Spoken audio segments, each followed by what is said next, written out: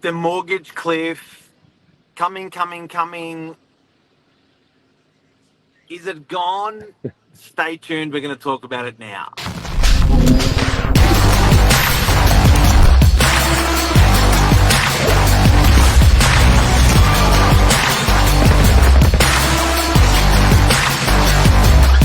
I'm the ringleader, so listen up.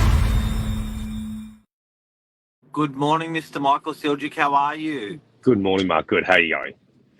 Good, bud. This is a conversation we had to have because the media was looming with mortgage cliff for a year, Yes, for a whole and 12 months. it was in the media almost every day or every second day. Now Hmm. we don't hear about it, and we thought, you know what, this is a conversation we're going to have. I'm not going to suggest it's not happening or it didn't happen, but I am going to suggest that what we've seen is much more mild than what was in the media, what the media was saying was going to happen. What do you I reckon? Yeah, I agree. I think the nature in which it was presented was a bit of a doomsday in terms of it was going to hit a point where majority of mortgage holders, anyone that had bought a property in the past couple of years, was guaranteed they had to fire sale their property and they had to move on. And I think to a certain extent, 100%, there's been mortgage stress out there. People have struggled more, but 100%. Yeah.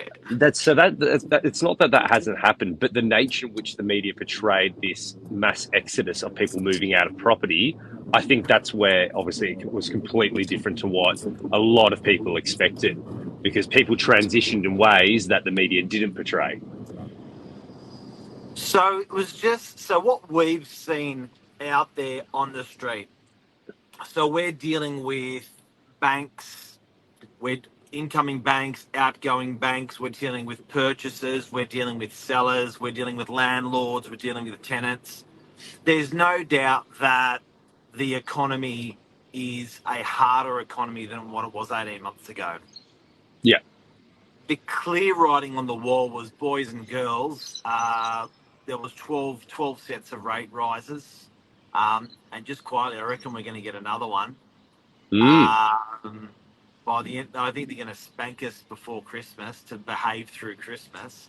Putting that yeah. aside, there was a lot of people on fixed mortgages. So those people that are on fixed mortgages, a lot of them timed out. A lot of them were basically, a lot of them were told that they had 2 years to go, 3 years to go, 18 months to go, whatever, and a majority of them have timed out last quarter. That was the biggest rate of people converting from the good old fixed rate to a variable. And then what we've seen in the market, we've lost Michael, will come back. What we've seen then in the market as a result is a lot of steadiness. Sorry, Mark, I had a And technical difficulty. that's right, man. Have you seen? What have you been? Have you had people saying to you, "Should I got to sell my property due to my? I got to dump my property due to my fixed rates?" Or what are you seeing when you're talking to buyers and sellers out there? Yeah, it's very true. So what I'm seeing is most of the time when people are selling a property, yes, they'll have a reason why they're selling it. And look, they may sometimes be upfront with the agent. Sometimes they're not as upfront, that's their personal situation with it.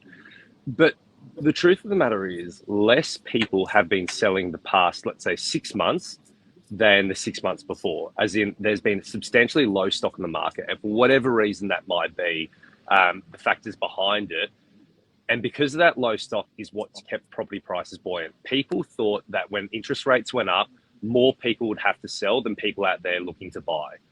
And the bottom line is there is enough demand out there, regardless of whether people have to sell or not. There is enough demand out there to eat up all the supply that's in the marketplace. And that's why we're seeing the property prices stay very, very buoyant. And which is counterintuitive. People are thinking, well, that doesn't make sense. My mortgage rates have almost tripled for most people. Where are all these people getting this money to go buy? Yeah. And I think that's a golden question where people just, it didn't make sense to it. But on the ground, people are out there buying properties for one reason or another, where they're getting the money from, but they're out there buying. The biggest data company in Australia for property is RP Data. Mm. The biggest bank in Australia, the chief economist, is I interviewed almost a year ago, 10 months to a year ago. I sat down with the head of the RP data,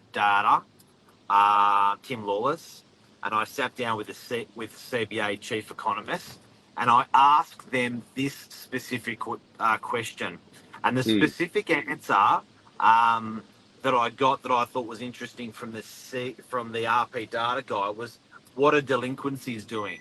Mortgage delinquencies. The other Yes. question I asked the CBA guy, I wish I remembered his name, lovely guy, and the question I asked him was, why are the delinquencies quite low? And he did say this, historically, Aussies are very, very resilient. They're very Mm. resilient to mortgage stress. They will cut whatever they have to cut, something else before it gets to a roof over their head. So we've proven to be very, very tenacious, very resilient as Mm. Aussies. This it has been the perfect example. And again, I'm not suggesting there's not pressure or stress or No, heartache. exactly. And yeah, we're it's tougher for all of us, but I am suggesting that we are a tough bunch, and the delinquencies are much lower than anyone anticipated in the media. This is true, and this is the thing as well. I know the media portrayed, and everyone wanted or not everyone, but a lot of people were expecting this mortgage rate cliff and all this pain that was going to be out there. It's not something that you actually want. I know people are in an opportunistic sense were waiting for the market to drop so they could jump in and make money or get into the property market and so forth. But the Yeah, widespread, I guess, what would happen from it if there were all these distress sales out there? These would be people that you know, your parents, your colleagues, your friends, your family. There would be a lot more pain than what there is now in terms of if people are having to actually move from their family home as a mass on a mass scale. And so I think it's a really great thing that it hasn't happened. Yes, times are tougher. Yes, it hurts, but it's better than the majority of the population going, "Oh my goodness, where are we going to live?" I can't tell you the thing that grinds me the most, and I love this principle. Um, you never want to make money out of someone's loss, um, Yeah, and that's why. Like when I get a call from someone saying, "I'm not going to buy now. I'm going to buy when everyone comes off the fixed rates, and I'm going to buy just a distressed sale." That yeah, really that's always really grinded me. yeah, Or it'd be like Tiger Airways when you're not there early enough. You're there early, but not early enough. They ping you and make you get on another plane, a full ticket. I don't yeah. like making money from people's loss. So I'm really glad that we're not seeing that in the marketplace. That the delinquencies in mortgages. I'm really glad that people are sustaining. We may be calling it too early. Maybe. I may still reserve that judgment, but certainly there's a lot of stuff to drop on the floor before the mortgage over your head, Mm. and I think people are starting to get rid of those things that are non-essential, and the Yes. essential thing is to pay that mortgage. So they seem to be pretty good. Yeah, and look, the positive thing is so far people being resilient to it, and that's what you want when you're buying the Sydney property market, or specifically for us, the Northern Beaches property market. Regardless of whether you're an investor or owner occupier, it's a lot of money you're putting into it. It's a lot of debt that you're taking on. You want to put it into something that's considered blue chip that isn't going to suddenly drop overnight and halve in its value. You want to have something that's going to be insulated. So I think it's a really comforting sign for anyone out there looking to buy property around the Northern Beaches.